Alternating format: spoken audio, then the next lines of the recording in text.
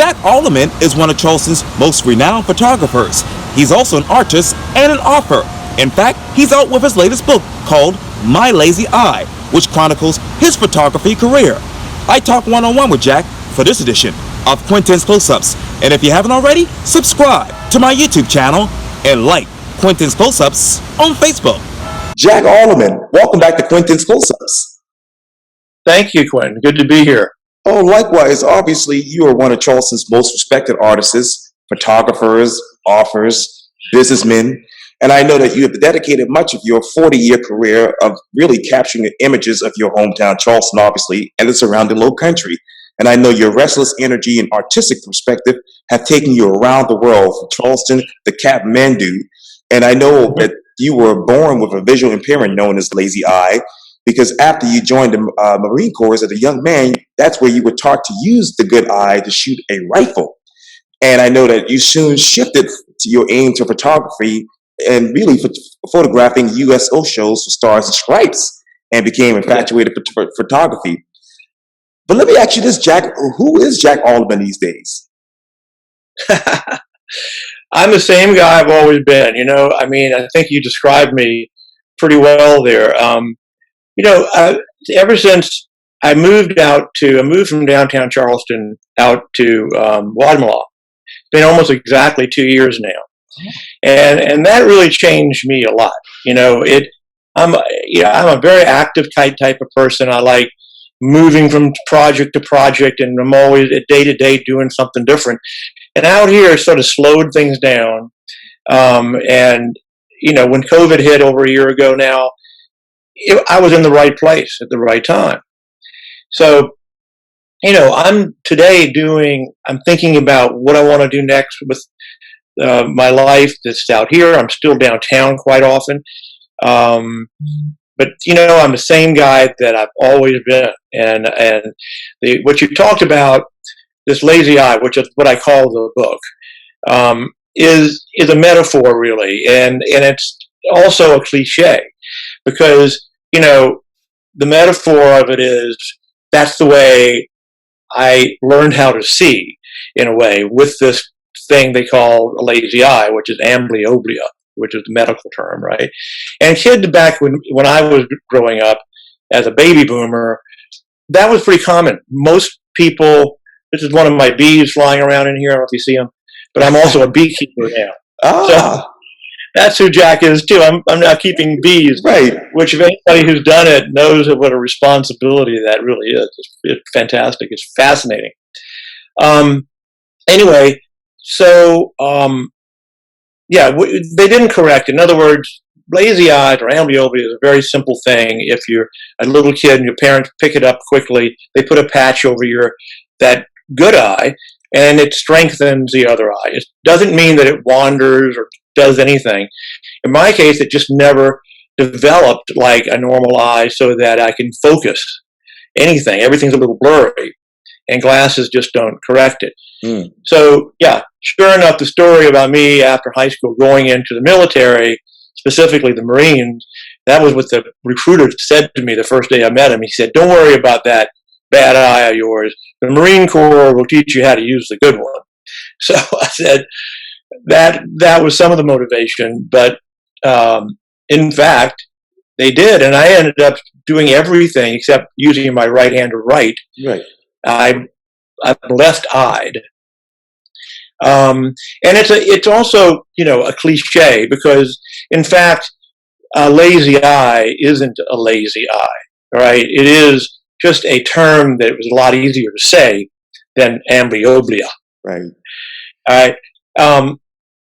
So the book, really then became something that came together during the time that I moved out to Guatemala.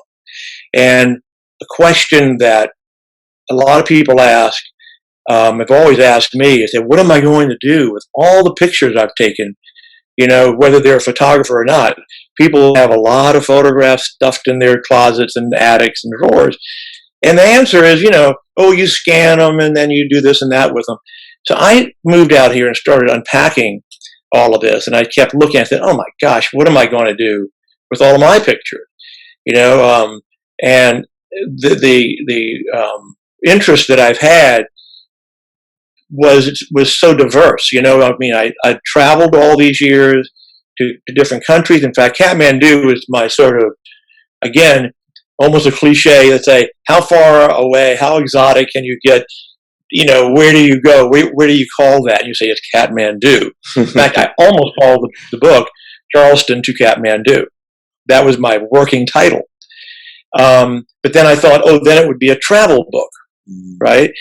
So it turned out that you put all that together, it becomes a memoir, really, of the 40 years that I've been a photographer.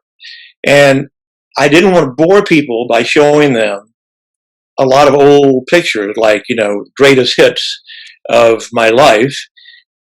But the way to tell that story was, in fact, to do it not chronologically, but by showing things, kind of explaining in that way how I see as a photographer and as an artist, how I frame things up, not necessarily just with a camera, but just the way I see everything. And so this came together, and as I was doing it, I would find a photograph that would always be a standout. It might have been a portrait. And then I put it on a page, and then next to it, I said, well, who or what do I put next to that person that would make sense as you are looking through this book? Right. And I decided not to make any sense at all, really, to try to say, wait a minute, this color of this person's shirt looks really good with the color of that building that we're taking a world apart. And when I put them together, I felt, oh, now I've made one piece of art in 2 pages rather than 2 different ones. Right. And it worked out that I kept doing it until I finally said, okay, enough. I've set a goal for myself of 204 pages. I could have gone twice that long, yes, especially with portraits. Right. And in fact, I kind of regret now that I didn't go further. But, you know, you do have to stop things at some point. So anyway, I hope that answered that question and some more. Oh, yes. And that brings me to my next question, Jack. What energy and perspective did you use when you approached My Lazy Eye? I'm sorry, what? Yeah, what energy and perspective did you approach My Lazy Eye with? You mean the book? Yes, sir. Yeah. Well, the point of it was that, I mean, the question I had to keep asking myself was, how do I combine 4 decades of photography when my career as a photographer went many different directions? Sure. You know, the first 20 years, I was a commercial photographer. I worked for other people. I tried to make them look good, their businesses look good, their products look good. So a lot of the images that I had filed away were not even mine, if you will. You know what I mean? They were things I did for them. And then, you know, sprinkled in there were these images that I had taken, you know, on my own accord, and from travel and so forth and so on. So this energy that I had to put together was a focus that I said I have to, you know, really, I'm not going to use those commercial pictures, but if I hadn't done those, I wouldn't have been in a position to do all these other things. You know, that's kind of hard to understand, but you know, when you go to a studio, basically it's your office, and you go there every day, and the phone rang, and you say, you know, these schedules were then in place. So, all right, what am I doing today? And then I get my cameras and my gear, and I jump in a truck and go to a location maybe, or wait for someone to come in and work with them. But the people I met during all that, and all the experiences that I accumulated during that time, made it possible for me to say, you know what, I'm going to be in Kansas City taking pictures for somebody, and while I'm here, I want to drive across Kansas and see people. And I started finding those sort of outtakes that were done during commercial shoots, but also during just personal travels, that in and by themselves were nice, but they didn't have that storytelling ability to move forward and say, okay, what's next? Why did you take that picture? Right. So when you look through the book, you'll see pictures of, for instance, talking about Kansas or Nebraska or something. Right. A man standing in the middle of the road. He's got an orange shirt on, and I said, well, what attracted me to that particular guy? And the fact was that I was on a cross-country trip, and I had to give myself a sort of a mission, something to focus on. Because as you know, when you're traveling, it's chaotic, right? Chaos everywhere, airports to prairie, I don't care. It's still, what am I looking at? So I picked a color, and the color I picked was orange. And I said, all right, I'm going to go out, and orange is going to catch the eye, and I'm going to somehow use that in the photograph and have some continuity throughout this journey. So the man in an orange shirt. So he's in the picture, with something else orange. A better example is Jonathan Green, for instance. Yes. I photographed him in front of one of his paintings. In fact, I did him from the back. And rather than look at him, I photographed Jonathan several times. And I think everyone knows what he looks like, but his paintings, his art, is often from a perspective of somebody looking from behind another person. A woman with a hat moving away. So I thought, well, I think that's sort of an impression of him I would like to explore. So there in the studio, this big painting was on the wall with bright colors, including orange, by the way. And I had him turn his head away, and I love that. His white collar was up. Oh, yeah. So on the facing page, I looked through the pictures, and this round object, by the way, the painting he was in was a grass scene. He had painted these bright, vivid colors of grass, blades of grass. So I'm looking through my pictures, and I see a picture I shot in Aspen, Colorado, and it was of a bright. I was laid down in the grass to get this picture of a water meter, iron water meter cover, and it was painted bright orange, so that whoever looks for the water meter could find it easily in the green grass. Right. So that green grass and that bright orange, and then in the background, a modern piece of art sculpture out there. When I put in and of itself, it's just like, what is that? It's just an orange water cap and green grass. But if I put it across from Jonathan Green's picture, that grass that he had painted in his shot, and the green grass of mine, and the orange and those vivid colors suddenly became, a diptych. And that's really the word we could use for every time you turn the page. They become a diptych, or it's two pictures working together. Right. And it wasn't always, not everyone was like that. There were faces, which I found, I just want to document these two people for personal reasons. And the other thing about this book, it's a very personal one. It really wasn't meant to be flying off the shelves, because not everybody is going to look at it in that way. I thought it would be inspiring to people who are photographers and painters too, to kind of say that a book or even a show or an exhibit doesn't have to be about a single topic. It can be multi-layered, right? So that energy you asked me about is what you're hearing now. It is like, it's sort of a what if I do this energy, and don't go by the templates that you normally associate, say, with a book. Right. Look, just 2 pages. There's a finite part of it. The next page doesn't have to have anything to do with that one. I think it's kind of exciting. It takes you on a journey. Yes, absolutely. Yeah. As a matter of fact, you said, listen, this book is never going to go on the shelf, but will still where I can constantly dip into it, delight my visual sense, and also let me play the association game of how one image reflects more or not the other. and I feel privileged to be able to play some of the insider games too, like matching Mary Edna with a worldview that looks like one of her works. Since you have released this particular book, Jack, which one of those images reflects the other? Which ones look like the other? Yes, sir. What do you mean?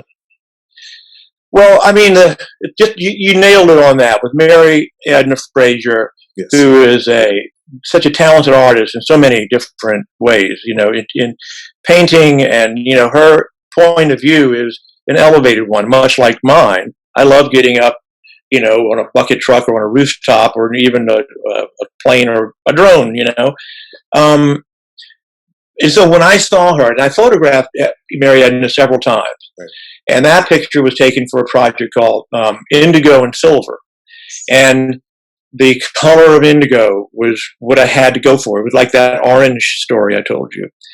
And by the way, that the silver I picked up with Linda Fantuzzo's portrait, yes. because of the silver of her hair.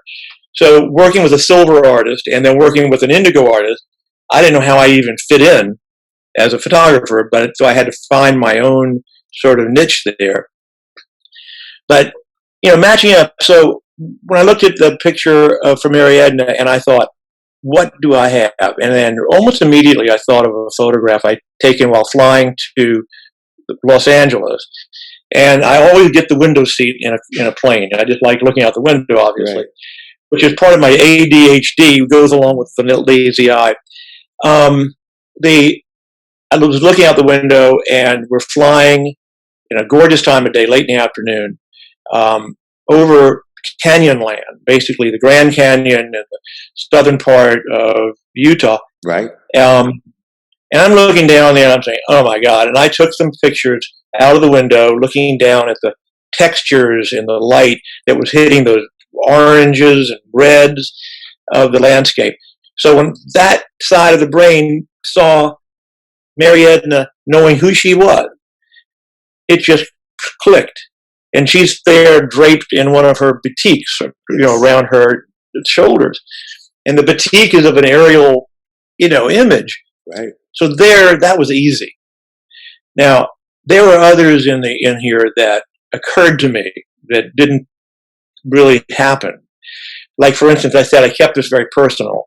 So there's a picture there of Manning Williams, the wonderful artist who passed away some years ago. And his best friend, his name is Mel Marvin. Mel and I are very close friends. He lives in New York.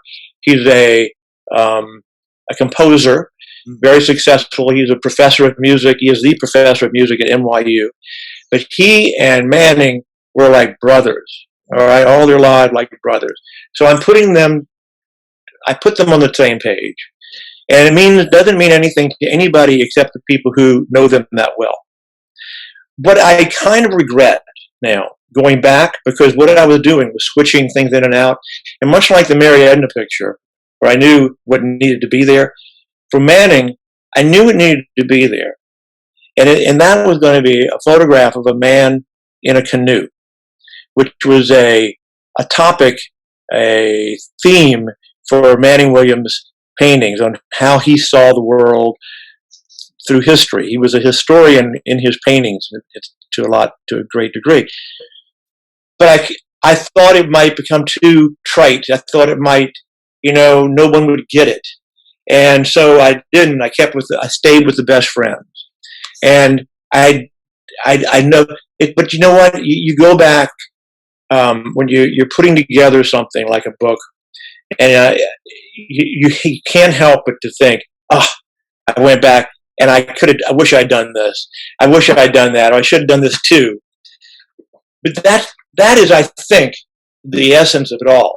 That's what happens throughout. That's normal with your life, the way you live it. Because when you think about it, you're always thinking, you know what?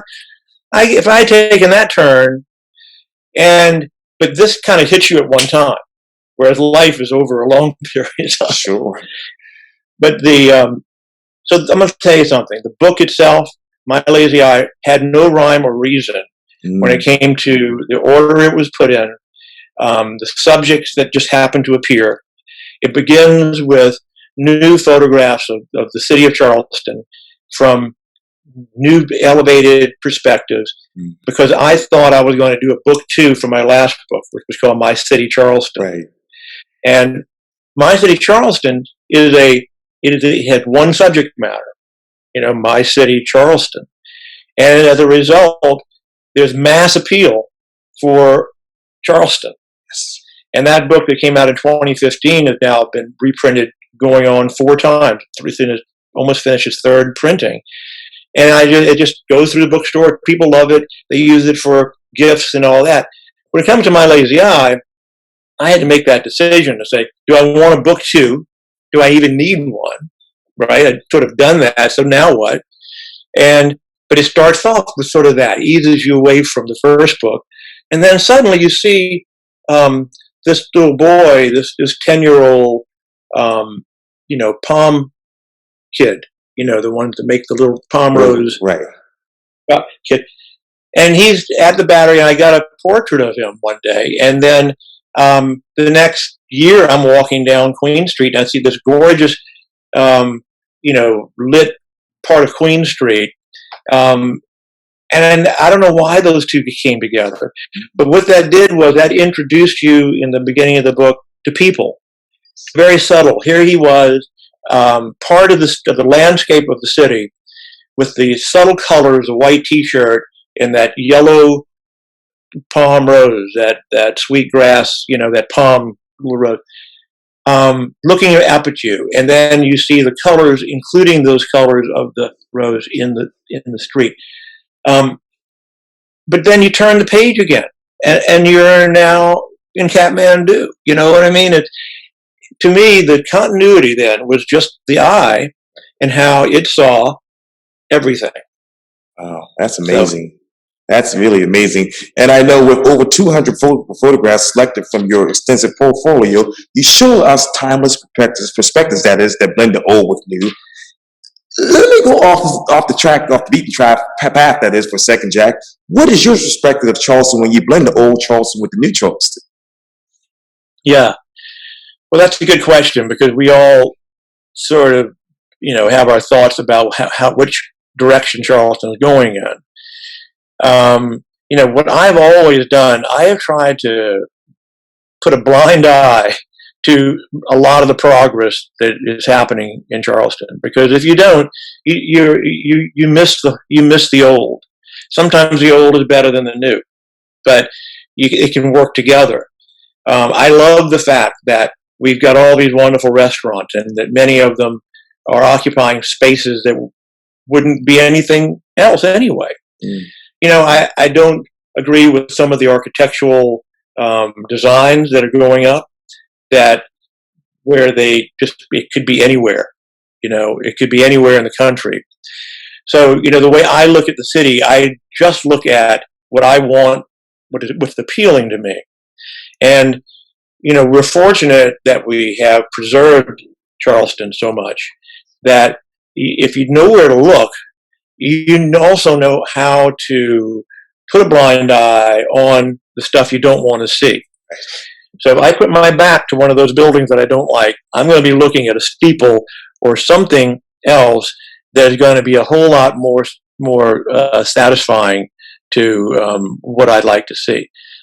It's still there. It just you've got to get, even back at the My City Charleston book, all those photographs, most of those photographs, were taken at 30 feet above the ground from a bucket truck. And at 30 feet up, you're on the 3rd floor, let's say, of a house. And if you look out the windows of those structures, you don't see the street so much. You don't see cars. Right. You don't see people. Right. You see what you want to see. It frames those beautiful rooftops, the steeples, the water, and a sky that's just a gift whenever it just appears early in the morning. And so if you look at those, that's the same Charleston that I grew up with. And in my own way, through those photographs, I'm preserving Charleston for everybody forever. Absolutely. And you say you are a little more than visual when it comes to photography. Are you simply now an emotional photographer after My Lazy Eye? I'm not. I am. I guess I am a little emotional. I mean, the since I really don't do commercial work anymore. Like I mentioned, I had to think for somebody else. Like, what do they want to see? So now, now it's my emotion, if you will. It's just what I want you to see. Which I did anyway for them, because a lot of people in the corporate world didn't have a clue what they even looked like. You had to show them. They had you had to show them the how beautiful the office they worked in was, or the building, or the city, or the product. So they looked at it as dollars and cents, and in very practical matters. So I had to be practical too, because I had to get paid. But in this case, I am not looking to get paid. I'm doing what I enjoy doing, and frankly, I wish I could. I had never even picked up a paintbrush, but a lot of times I wish the camera was more of that. I try to use it like a paintbrush, but if I ever slow down a little more, that I can sit in front of a canvas and paint, I might shift this whole thing over a little bit. And speaking of which, when should the reader suddenly shift the context in my lazy eye? Well, one of the things that I've heard as feedback from people is that since in my lazy eye there's not a lot of text or explanation, it's basically a location and a date. Right. And so you just kind of answer the most primary question: where is that, and when did you take it? That was it. So the relationship between the two pictures is up to you. So I am suggesting to you that the picture of Jonathan and the picture of the water meter have something in common. Right. And I think you're going to stay on that page longer than if I given you all the answers, literally, right? You're going to have to think, you become a lot more creative as far as your thinking. Right. When you're trying to be, what do you mean by that? So in that case, I'm still enjoying that, because I do get letters and emails and so forth, and people say, "Oh, that picture of so and so and so and so is perfect. I got it," and that's really what it's all about to me there. Man, that's amazing. How do you photograph your next project? What's next for you visually? It's always that question: what's next, right? It's because of the changes in my life right now, where I'm living and what I want to do, it just comes all of a sudden. I think, when you're making a book, and by the way, these books that I do are self-published books. Oh. And the big difference in that is, a published book, you say, well, who's the publisher, and you have some big name. So when you get in to bed with these big corporations, what happens is it's a good thing, because they pay for everything, right? But they also have mostly the creative control of where it's going to be printed, on what kind of paper, what size will it be, and so forth. And so I micromanage mine. I mean, what I did was I said, if I had given it off to somebody else, I would have to just wait for it to come in, do what they told me to do, go to book signings and do this, and never be happy with the quality of the picture. I heard this so many times, that doesn't look like my photograph, or that doesn't look like my painting, because the color is off or something. So as a self-published author, what I do is I contact a graphic designer, and he is my partner then on how we lay this stuff out, the kind of font that we pick, what color the font will be, finding a printer somewhere in the world. During COVID, it was interesting, because the go-to in the printing world has been China. And so during that time, there were problems with that. So we ended up going to Belgium. We didn't go there, but that's where the printer is. Right. But as a result, I get this man who is a master printer, who's been doing it in a way that was a little more traditional. And I was able to just touch the papers before we used them and sample those, and look at the color that he called red and he called blue and he called green, and see that this is what's going to make these photographs, sort of sparkle. And so that's a very good thing. So when you think about what's next, you've got this new tool that you've developed and that you can do it all. And I don't have to go sell my idea to a publisher or somebody. Right. That I just start doing it. And it's a fun process. I started off with a slideshow. I build a slideshow for myself, and then I can move the pictures around on a sort of a format that I've just started. And then once I get it sort of done, then I can turn it over to a technician, basically, who can then, put these things in the proper formats so they can be printed, and then add text and write and rewrite and edit. So it's fun. I don't know what's next yet, but it'll come. It will come. And obviously, there's a lot of stunning images inside My Lazy Eye book. What conversation do you want people to have about My Lazy Eye next?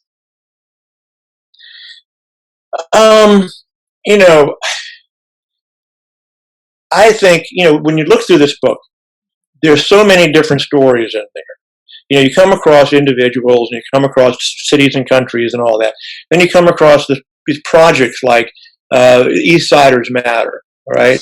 So there's 4 or 5 pages or so on the East Side in there that show different sort of vignettes of it that actually show the faces that were in this project, East Siders Matter, that was done back in 2017. Right. And I want them to understand how relevant these things still are. That, especially now, my gosh, we're talking about this, the country as a whole, the stuff that's just we hear about all day long, and it's really just about not understanding each other.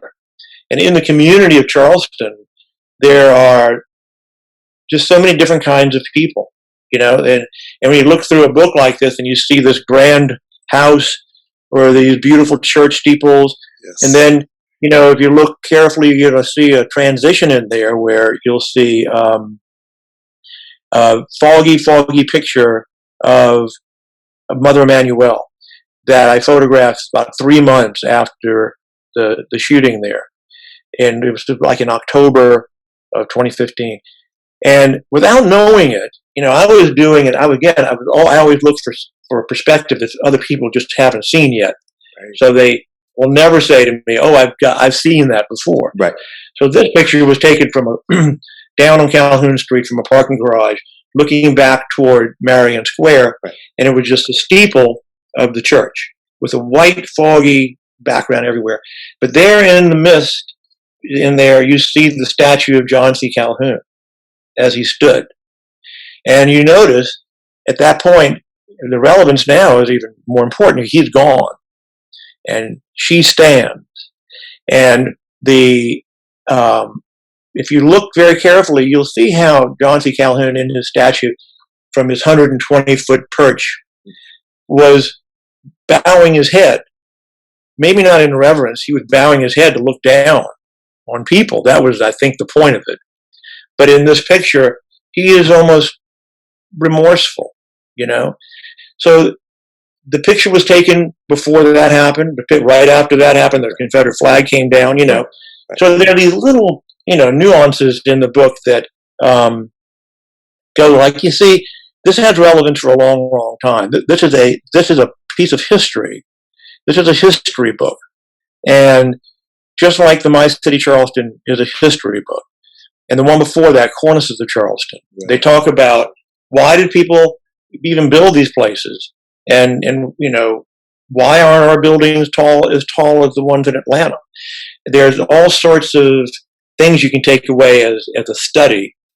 And for the lazy eye, I think it's just going to be, this is what this photographer did during a period of time of his life to reflect on his work and to inspire himself during a very difficult time in this country. And it's ironic, really, that some of these pictures that were taken over this long period of time still become relevant now. And but you, because of the new intelligence that we all have, are going to look at them differently. So let's see what happens. And this may be a redundant question, but how will my lazy eye matter in the next 5-10 years? That's to be seen, right? I mean, who knows? I only made 1,000 copies of this book, and it won't be reprinted again. So let's call it a limited edition. And the way it'll make a difference is, getting these copies into people's hands that will show them to other people. I want people to say, "Hey, look what this guy did." Because one of the things that just went into my mind, I didn't think about that much, but like I said, I'm trying to look for things that other people haven't seen yet. So I have hundreds of photography books by the great masters of photography, and some of them by the more obscure. And I look at those books, and I open them up at any page, and let's just take someone that we all know, Ansel Adams. So you open his book, and you already know what you're going to see. You're going to see pictures of mountains and rocks and things. So you get an Ansel Adams book, and there it is. If I ever want to look at the mountains, there it is. You can get a Richard Avedon book, and you're going to see something I'm closer to, which are people. But when you look at his book, or an Annie Leibovitz book, or these people that are celebrity photographers themselves, they are showing you other celebrities that they have photographed. So, if you look at Annie Leibovitz, you're going to see the Queen of England, and you're going to see Clint Eastwood, and you're going to see people that you all know really, really well by their face. And basically he had this access to this kind of celebrity. Therefore, the books are about celebrities. In my book, these are not celebrities. These are people that I encounter every day, or maybe just once. And they don't mean anything to somebody in Los Angeles, California. But for Charleston, the photographs that I've taken of people are going to remind you. I mean, I've got photographs of people that we saw on a day-to-day basis.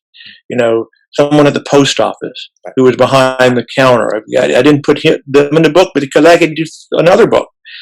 And so I think going down the road, you're going to look at the pictures, some of Charleston, but you're going to look at them and say, here's the guy who lived all his life in Charleston, but he got out.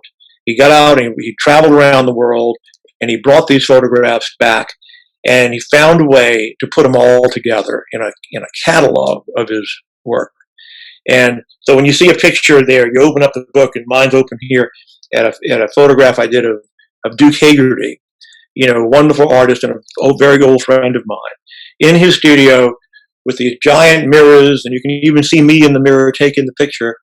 And he's standing in front of a painting of a bull, big red bull on a blue background. And he picked that. I asked him why that picture, and he said, well, that's my self-portrait. Now, you got to know who Duke is. He's a surreal artist. In other words, he paints dreams and things. And this was one of those dreams, and he dreamt that he was a bull, and he painted it, a great big painting.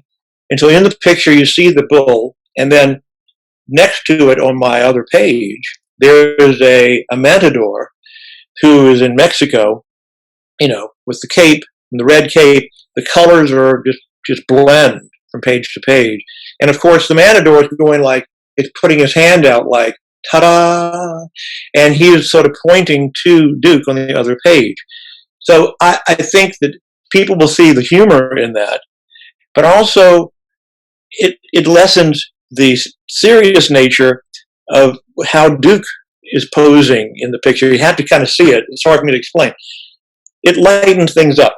I think that that this book should be, in people's collections, so that they can break up the monotony sometimes, for lack of a better word, of all the other coffee table books that you have on your coffee table. Because this one will surprise you every time you open it. Ansel's book is going to be more rocks. And when you right. And when you keep reopening that book, Jack, what keeps surprising you about your own photography? Well, it's interesting because when you see something printed, whether it's on the wall or frame, it becomes so much more important. These days we look at everything on a computer screen before anything else. And so you get the first impact of a photograph is bam, right there with this backlight screen we're looking at. Then you say, hey, I want to print that, put it on the wall. Well, there's a giant step because now, you're looking at something that has to be viewed with the lighting in the room, with the lighting on that wall, and it may or may not have the same impact. But in a book, the nature of a book itself makes things even more important. Because if it's in the book, you say, hey, I read this, so it's got to be true. It gives it so much more gravity to hold this 5-pound book and feel it. And the cover, which is called a French fold cover, which is, you can see this, it had to be folded upon folded. Right. And then, most books, you open them up to the inside cover and it's just a blank piece of paper. Mine has got this wonderful texture of things that make you go, oh, what am I in for here? Let's keep going, Even the cover, I got to tell you, most people who saw the book for the first time said, right, oh, I love that picture of you on the cover, Jackie. And I said, when they call me Jackie, they're referring to me as a child. And they actually thought that the book saying My Lazy Eye and a picture of a kid looking through a wrought iron gate with one eye must have been me, to take things literally. Now, maybe this book isn't for them because they're going to get in, they go like, why did you put that with that? Right. And for the rest of us, it's going to be fun to say, hey, have you seen this? You just, for whatever reason.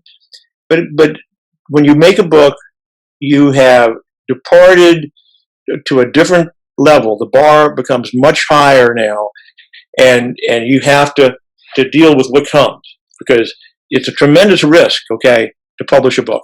Oof. Especially if you self-publish it. Right. You're monetarily involved, your reputation is involved, and now your time is involved because you've got to get out and promote it, sell it, do the business end of the stick. It's not like that. Those guys did all the research for you. They'll tell you right away, no one's going to like this book, therefore we're not going to publish it. You go, the heck with you, I'm going to publish it and take my chances. So we'll see where it goes in 5 years. Yes, sir, absolutely. Well, Jack Alderman, thank you so much for your time. And again, welcome back to Quentin's Close-Ups. Yes, thank you. Thank you so much for having me. I enjoy it. You're welcome anytime. Yeah. Thank you, Quentin. Thank you.